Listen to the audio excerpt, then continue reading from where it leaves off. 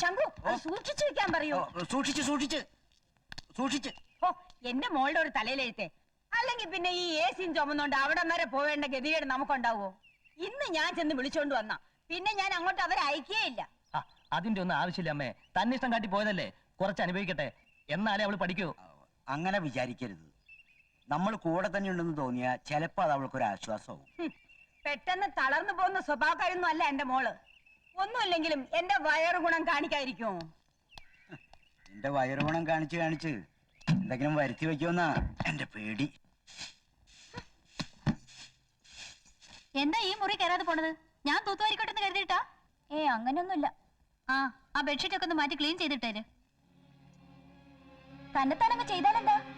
ഒരു മുതലാളിച്ച് ഇറങ്ങിയിരിക്കണു. എന്താ പെണ്ണേ, നിന്റെ ചേട്ടത്തിയോട് ഇപ്പോഴേ പോര് തുടങ്ങിയോ? ആജ്ഞാപിക്കലും പറച്ചിലും കേട്ടാ തോന്നും ഞാൻ അവളുടെ വേലക്കാരിയാണെന്ന്. അവളോ? അങ്ങനെയൊന്നും വിളിക്കരുത്. ചേട്ടത്തി അമ്മയ്ക്ക് അമ്മയുടെ സ്ഥാനാ. ആ പെരുമാറ്റേ തിരിച്ചും വേണം. അമ്മ എന്തിനാ ഇതൊക്കെ എടുക്കുന്നേ? അലക്കാൻ. അതൊക്കെ ചേട്ടത്തി ചെയ്തോളും. ഇതാരുടെ അടി? അതെന്റെയാ. നിന്നെ പോലെ തന്നെയാ എനിക്ക് അവളും. എന്റെ വയറ്റി പറന്നില്ല എന്നേ ഉള്ളൂ. പിന്നെ ഈ നാത്തുംപോരൊന്നും ഇവിടെ വേണ്ട കേട്ടോ. മാധവി ചേച്ചി എങ്ങനെ ഇവിടെ ഉണ്ടായിരുന്നെങ്കിലേ നാത്തും പോരല്ല, ഒരു യുദ്ധം തന്നെ ഇവിടെ കഴിഞ്ഞേനെ.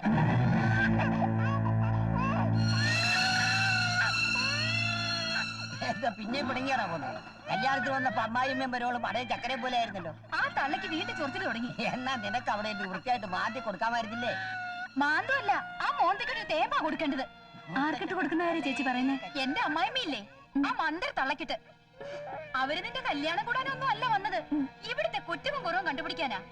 സാമ്പാറിന് ഉപ്പ് കൂടി, പായസത്തിന് മധുരം കുറഞ്ഞു, പുളിശ്ശേരിക്ക് പുളി കൂടി, എരിശ്ശേരിക്ക് എരി കൂടി. ഓ പിന്നെ അവരെ സിംഹാസനത്തിലെത്തി ആരും ആദരിച്ച് വണങ്ങിയില്ലെന്ന പരാതി വേറെ. എന്റെ വീട്ടുകാരെ കുറ്റം പറഞ്ഞാ എനിക്ക് സഹിക്കില്ല. സഹിക്കുന്നതിനും പൊറുക്കുന്നതിനും ഒരു പരിധിയുണ്ട്. അത് കഴിഞ്ഞാൽ എന്റെ സ്വഭാവം മാറും. പിന്നെ കുഞ്ഞനീത്തയാണ് പൊന്നനീത്തയാണ് എന്നൊന്നും എന്നോട് പറഞ്ഞേക്കരുത്. ഏറ്റവും ഇളയതല്ലേ, അവളെ കുറച്ച് ലാളിച്ചാണ് വളർത്തിയത്. എനിക്ക് വേണ്ടി ഒന്ന് ക്ഷമിച്ചൂടെ?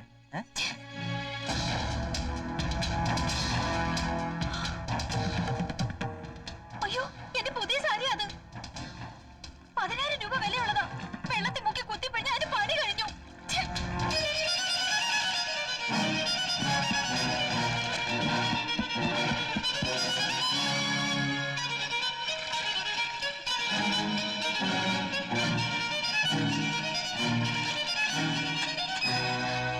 അതലക്കണ്ട.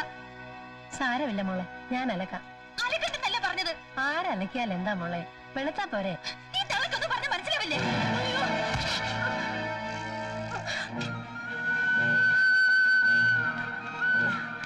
എന്തെങ്കിലും പറ്റിയോ അമ്മേ? എന്താ ഇത്? ഇത്രയും വില കൂടിയ സാരി ഡ്രൈവേഷനോ കൊടുക്കേണ്ടത്? ടീച്ചറാണെന്ന് പറഞ്ഞിട്ട് എന്താ കാര്യം? വിവരം വേണം. എന്റെ ഭാര്യത്തല്ല നീ ആരാടാ? ഞാനൊരല്പം താമസിച്ചതേ, ചേട്ടനെ ഇറക്കട്ടൊന്ന് പൊട്ടിക്കുന്ന കരുതിയാ. എന്റെ അമ്മയെ തള്ളിയിട്ട് വിള ഞാൻ. വേണ്ട, ഒരെണ്ണം മതി. നീ ഈ അമ്മയുടെ വയറ്റിൽ പറഞ്ഞ മകനാണെന്ന് തെളിയിക്കാൻ. അയ്യോ അയ്യോ, എന്റെ മോളെ എല്ലാരും കൂടെ ഇവിടെ തല്ലി കൊല്ലുകയാണോ? ഇവരിട്ട് എന്റെ കൊടുക്കാൻ ഇവിടെ ആരില്ലേ? എടാ പ്രേമേന്ദ്ര, നോയിക്കൊണ്ട് നിൽക്കുകയാണോ? അതെ, ബഹളം ഉണ്ടാക്കണ്ട. നിങ്ങളുടെ മകൾ ചെയ്ത വലിയൊരു തെറ്റിന് ഒരു ചെറിയ ശിക്ഷ കൊടുത്തു, അത്രേ ഉള്ളൂ. കെട്ടിക്കൊണ്ടുവന്ന പെണ്ണിനെ തല്ലാനാണോ ഈ തള്ളയും കൂടെ കൂട്ടു നിൽക്കുന്നത്? എന്റെ അമ്മയെ കുറിച്ച് മിണ്ടി പോരുത്. ഞങ്ങളുടെ അച്ഛൻ ജീവിച്ചിരുന്നപ്പോ പോലും അമ്മയോട് ഒരു മറുവാക്ക് പറഞ്ഞ് ഞങ്ങൾ കേട്ടിട്ടില്ല. ഞങ്ങളുടെ അമ്മ ഇവിടെ എന്താ ചെയ്തെന്നറിയോ? അപ്പൊ എന്റെ 10,000 രൂപയുടെ സാരിയോ? അമ്മയ്ക്ക് അറിഞ്ഞൂടെ വില കൂടിയ സാരി നനയ്ക്കാൻ പാടില്ലെന്ന്? അമ്മയേക്കാൾ വലുതാണോ ഒരു സാരി? മാധവി, നീ സംസാരിക്കണ്ട, അകത്ത് പോ. വിശാലാക്ഷി, എനിക്കൊരു തെറ്റുപറ്റി. തെറ്റുപറ്റിയത് എനിക്കാ. ഈ അലവലാതി കുടുംബത്തിലേക്ക് എന്റെ മോളെ കെട്ടിച്ചു കൊടുത്തത്. അലവലാതി കുടുംബം ആരുടെയാണെന്ന് കണ്ടാൽ അറിയാം. ഒരു ചുരിദാറും വലിച്ചു കയറ്റി കൂളിംഗ് ഗ്ലാസും വെച്ച് പ്രായം മറന്നുള്ള നിങ്ങളുടെ ഈ നടപ്പ് നെറ്റിയിൽ എഴുതി വെച്ചിരിക്കുക അലവലാതിയാണെന്നേ. മാധവി, അമ്മയൊന്നും മിണ്ടായിരുന്നേ. ഞങ്ങളുടെ കുടുംബത്തിക്കാർ ഞങ്ങളെ ഭരിക്കാതെ ഇറങ്ങി പോകാളച്ചി. ആണല്ലോ ഇത് കേട്ടിരിക്കാൻ. വേറെയുണ്ടില്ല. പ്രേമേന്ദ്ര, പ്രശ്നം വഷളാക്കാതെ തന്റെ ഭാര്യയെ പറഞ്ഞൊന്ന് മനസ്സിലാക്ക്. പ്രേമേന്ദ്രൻ എല്ലാം മനസ്സിലായി. നിനക്ക് ഭാര്യയോടൊത്ത് ജീവിക്കണമെങ്കിൽ ഞാൻ ശീതനായിട്ട് തന്ന ആ മാരുതി കാറെടുത്ത് എന്റെ പിന്നാലെ പോരെ. കേരളി കാറില് സാവകാശം ആലോചിച്ചു. നീ ആലോചിക്കാനൊന്നുമില്ല. ഞാൻ ഈ കുടുംബം കുളം തോണ്ടും.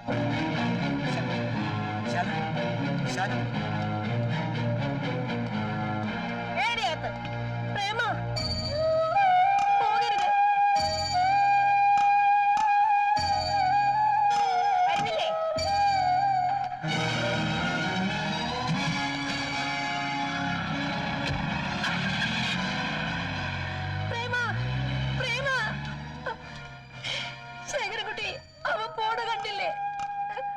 പുല്ലാരിച്ചു വളർത്തിയ മൂത്ത മോന് ഇവൻ നട്ടല് കൊടുത്തില്ലെന്ന് കരുതിയാ മതി. മായാദേവി വലിയ തറവാട്ടുകാരാ. മൂത്തവരൊക്കെ കെട്ടിയിരിക്കുന്നത് നല്ല കാശുള്ള കുടുംബത്തിൽ നിന്നാ. കുട്ടി കൊള്ളാം. അപ്പൊ ഇത് ആലോചിക്കാം. ഒന്നും ആലോചിക്കണ്ട. അവൻ കെട്ടേണ്ട പെണ്ണിനെയൊക്കെ ഞാൻ പണ്ടേ നിശ്ചയിച്ചിട്ടുണ്ട്. സുലോചന ഗൾഫിൽ നിന്ന് വന്നിട്ട് മതി രഘുവിന്റെ കല്യാണം. ഞാനേ എന്റെ ആങ്ങളേക്ക് വാക്ക് കൊടുത്തിട്ടുള്ളതാ. ഈയിടെ നിന്റെ ആങ്ങളോട് കല്യാണത്തെ കുറിച്ച് സംസാരിച്ചപ്പോ അയാള് പറഞ്ഞത് കുറച്ചുകൂടി കഴിയട്ടെന്നാ. അവളെ ഒരു കറവപ്പശുവായിട്ടാ അവർ കണക്കാക്കിയിരിക്കുന്നത്. അവള് സമ്പാദിച്ചു കൂട്ടണ മുഴുവൻ ആർക്ക് വേണ്ടിയാ? നമ്മുടെ മോനാ. അവൾ അവിടെ രഘുവെന്ന് വിചാരിച്ചോണ്ടിരിക്കുക. എന്നെ പറ്റി ആരും ഒന്നും വിചാരിച്ച് എങ്ങും ഇരിക്കണ്ട. എന്റെ വാക്ക് കേൾക്കാതെ ഗൾഫിൽ പോയ അവളെയും അവളുടെ കാശും എനിക്ക് വേണ്ട. ഗൾഫിൽ വേറെ കല്യാണം കഴിച്ച് താമസിക്കുകയാണെന്ന് നാട്ടിലൊരു ശ്രുതി. നാട്ടുകാര് പലതും പറയും. ഈ നാട്ടുകാരുടെ മുന്നിൽ കൂടെ വേണ്ടേ ഞാനവിടെ കെട്ടിയാലും കൊണ്ട് നടക്കേണ്ടത്? അത് ശരിയാ. ഇതൊന്ന് നോക്കിയേ, നല്ല ഐശ്വര്യമുള്ള കുട്ടിയാ. ഇത് തിരക്കിടില്ല. രഘു, ഞാൻ പറഞ്ഞത് കേക്ക്. വേണ്ട, ഇത് തന്നെ ആലോചിച്ചാ മതി.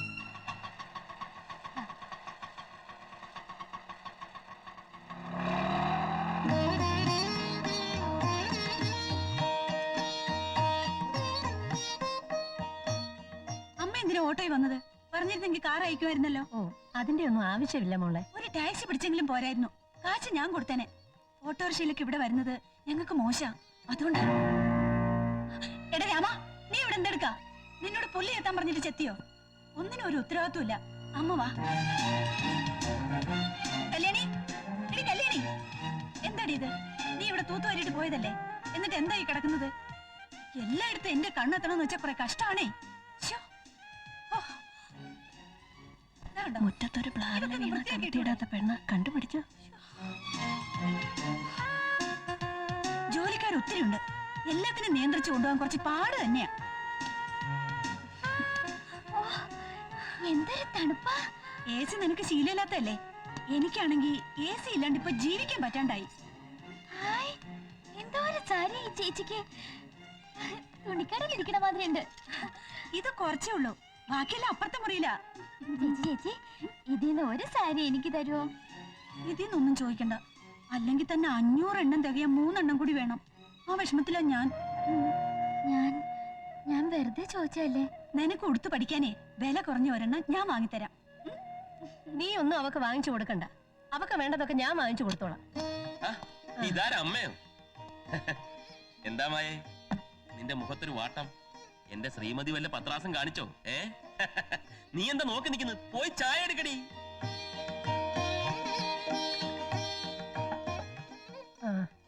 ഇവക്ക് ഒരാലോചന വന്നിട്ടുണ്ട്. പെണ്ണിനെ അവർക്ക് ഇഷ്ടമായി. നല്ല ആലോചനയാണെങ്കിൽ കേമമായിട്ട് തന്നെ നടത്തണം അല്ലേ? അതിന് പ്രേമേന്ദ്രനെ അറിയിക്കണം. അമ്മ എന്ന് വിളിച്ച അവൻ വരും. അവന്റെ കുഞ്ഞനീത്തിയുടെ കല്യാണമല്ലേ? അമ്മ എന്തിനാ ഇങ്ങോട്ട് വന്നത്? സ്റ്റുഡിയോയിൽ ആദ്യം പോയത്. അപ്പൊ അത് പൂട്ടിയിട്ടിട്ട് ഒത്തിരി നാളായെന്ന് അറിഞ്ഞു. സ്റ്റുഡിയോയിൽ കിട്ടുന്ന കാശ് ഞാൻ ഇവന് ഒട്ടച്ചെലവിന് കൊടുക്കുന്നുണ്ടല്ലോ. പ്രേമേന്ദ്ര, നല്ല കാറ്, ഇതുപോലെ ഒരു കാറ് മോക്കൊന്ന് വാങ്ങിക്കണം.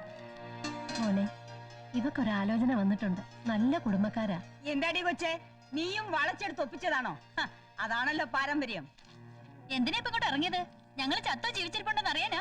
അങ്ങനെ പറയരുത് മോളെ. നിങ്ങളെ തിരിച്ചു വിളിച്ചോണ്ട് പോകാനും കൂടി അമ്മ വന്നത്. പ്രധാന കാര്യം അതല്ല. ഈ പെണ്ണിന്റെ കല്യാണ ആവശ്യം വന്നപ്പോ പ്രേമേന്ദ്രനെ വേണം. അതിനാ. അത് തന്നെ. കല്യാണ ആവശ്യമല്ല, മരണം ആയാലും ശരി. ഞങ്ങൾ ആ കുടുംബത്തിൽ കാല് കുത്തണമെങ്കിൽ എന്നെ തല്ലി ആ തെണ്ടി ഇവിടെ വന്ന് മാപ്പ് പറയണം. അതല്ല, ഇനിയിപ്പോ വല്ല സാമ്പത്തിക സഹായം പ്രതീക്ഷിച്ചിട്ടാണെങ്കിലേ എന്തെങ്കിലും ഒരു സംഭാവന ഞാനും തരാം. പണത്തേക്കാൾ വലുത് ബന്ധങ്ങളാണെന്ന് മറക്കരുത്. ഇവളുടെ കൈ പിടിച്ചു കൊടുക്കാൻ മൂത്തൊരാങ്ങള. അത്ര എന്റെ മോൾ ആഗ്രഹിച്ചിട്ടുള്ളൂ. പ്രേമേന്ദ്ര, നീ എന്താ ഒന്നും മിണ്ടാത്തത്? ഞാൻ വരാം. ബാലേന്ദ്രൻ വന്ന് ഇവളോട് മാപ്പ് പറയട്ടെ. ചേട്ടത്തി നമ്മുടെ അമ്മയെ തള്ളിയിട്ടത് തെറ്റല്ല അല്ലേ? എന്റെ ബാലേട്ടനൊരു അബദ്ധം പറ്റി. ചേട്ടത്തിയുടെ കർണ തന്ന് അടിച്ച ആ അടി ചേട്ടനിട്ടായിരുന്നെങ്കിൽ കുറച്ച് ഗുണം ചെയ്തേനെ. പിന്നെ എന്റെ കല്യാണം നടത്താൻ തീരെ നിവൃത്തിയില്ലാതെ പിരിവിന് വേണ്ടി വന്നതൊന്നുമല്ല ഞങ്ങള്. എന്റെ അമ്മ എന്റെ പേരിൽ ഒരു ലേലച്ചിട്ട് ചേർന്നിട്ടുണ്ട്. അത് വിളിച്ചെടുക്കും, കല്യാണം അന്തസ്സായിട്ട് നടത്തുകയും ചെയ്യും. പിന്നെ നിങ്ങളൊക്കെ കല്യാണത്തിന് പങ്കെടുത്തില്ല എന്ന് കരുതി എന്റെ കല്യാണം എങ്ങാനും മുടങ്ങി ഞാനൊരു കെട്ടാ പെണ്ണായിട്ട് നിന്ന് പോയാ അങ്ങ് നിക്കട്ടെ. എന്നാണ് ശാരദ ടീച്ചറുടെ ഇളയ മോളാണെന്നുള്ള അഭിമാനത്തോടെ തന്നെ ആ വീട്ടിൽ ഞാൻ എന്നും കഴിഞ്ഞോളാം. വാ അമ്മേ.